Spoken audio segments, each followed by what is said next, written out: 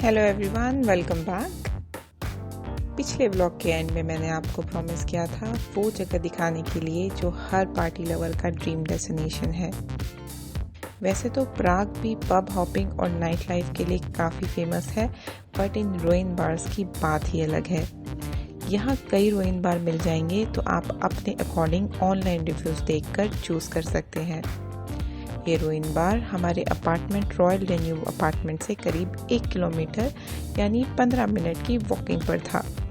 यहाँ का माहौल बहुत ही लाइवली था और अल्कोहल तो ऑब्वियसली भरपूर क्वांटिटी में थी। यहाँ घूमते हुए हमें अपने कुछ और दोस्त मिल गए जो खुद भी यूरोप ट्रिप पर निकले हुए थे। थोड़ा टाइम उनके साथ स्पेंड करने के बाद हम निकल पड़े हंगेरियन पार्लियामेंट देखने के लिए, जिसे मैं रेकमेंड करूंगी कि आप रात में ही देखें। रात में ये पूरी बिल्डिंग लाइट से सोने की तरह चमचमाने लगती है।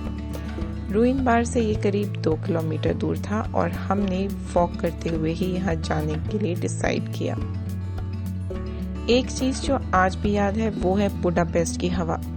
इतनी तेज और ठंडी हवा शायद ही मैंने कभी किसी और कंट्री में फील की है।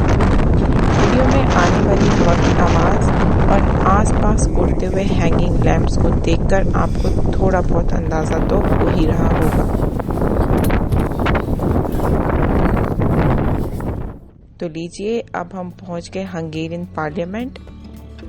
जिस समय हम यहाँ आए थे उस समय यहाँ और कोई टूरिस्ट दिखाई नहीं दे रहा था, तो हमारी फोटोज ब्लॉक करने के लिए आसपास कोई नहीं था।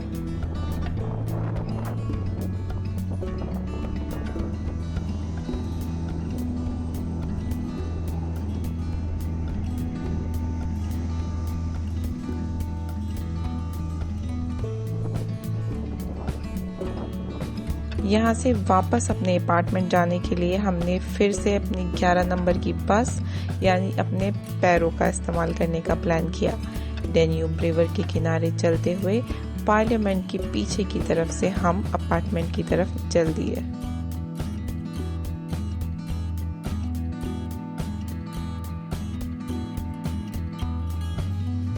रिवर के दूसरी तरफ बुडा कैसल भी दिखाई दे रहा था। वापस जाते हुए रास्ते में मिला डिविनो बार, जो अपनी हंगेरियन वाइन्स के लिए काफ़ी फेमस है। किसी फ्रेंड ने हमें ये रेकमेंड भी किया था, तो सोचा अपार्टमेंट पहुंचने से पहले यहाँ का भी एक्सपीरियंस ले लिया जाए।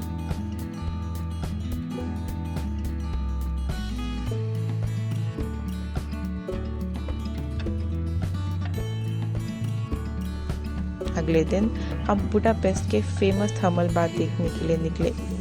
वहां जाने के लिए हमने मेट्रो ली। यहाँ की मेट्रो में बैठ के शिमला कालका वाली टॉय ट्रेन याद आ गई।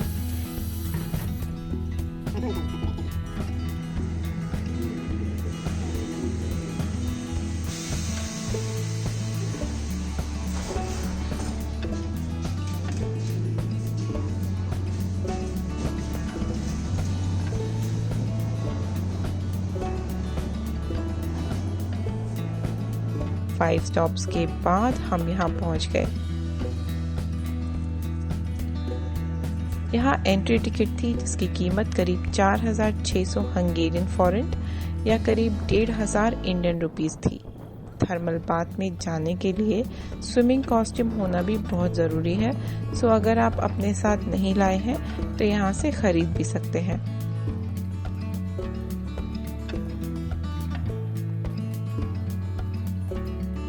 टाइम की कमी के कारण हम अंदर तो नहीं गए, लेकिन यहाँ से आप देख सकते हैं अंदर का नज़ारा।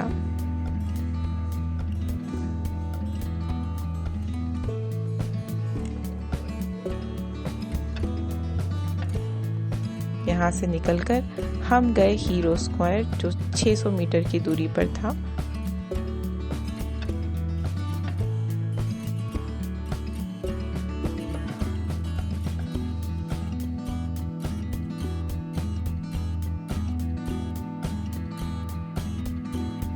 ये बुडापेस्ट का एक काफ़ी इम्पोर्टेंट स्क्वायर है, जिसे हंगरी के कुछ बहुत इम्पोर्टेंट लीडर्स की याद में बनाया गया था।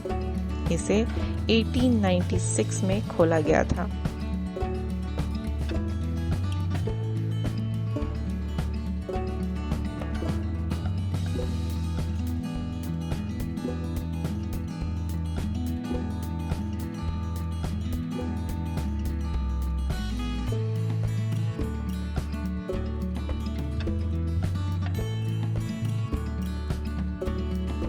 हीरो स्क्वायर के पास ही था ये आइस रिंक, जहां सब ठंड में निकली धूप का मजा लेते हुए स्केटिंग कर रहे थे।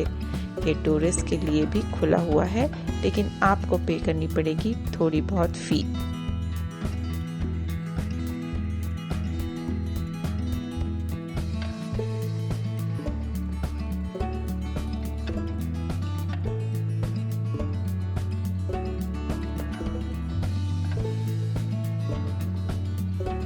यहाँ से निकलने के बाद हम बुडापेस्ट की फेमस जेरबो बेकरी में गए, जहाँ पर मिलती है यहाँ की फेमस जेरबो पेस्ट्री, जो वॉलनट और एप्रिकॉट से बनी एक लेयर पेस्ट्री होती है।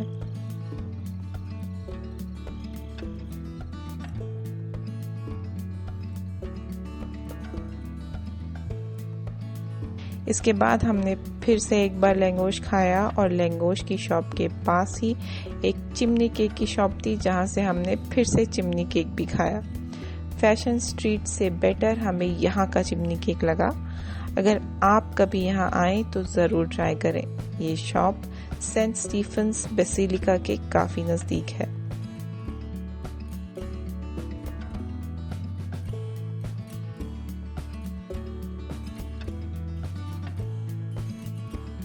बस शाम हो चुकी थी और अब बुडापेस्ट को बाय कहने का समय आ गया था। यहाँ से शाम की बस लेकर हम निकल पड़े एक नए देश के लिए, जहाँ बस से पहुँचने में लगेंगे सिर्फ 4 घंटे। अगले व्लॉग में आपको उसी नए देश की सैर करवाऊंगी और एक ऐसी स्टैचू दिखाऊंगी जिसके सर पे हाथ फिराने से आपको मिल सकता है कुछ बहुत खास। तब तक के लिए अलविदा।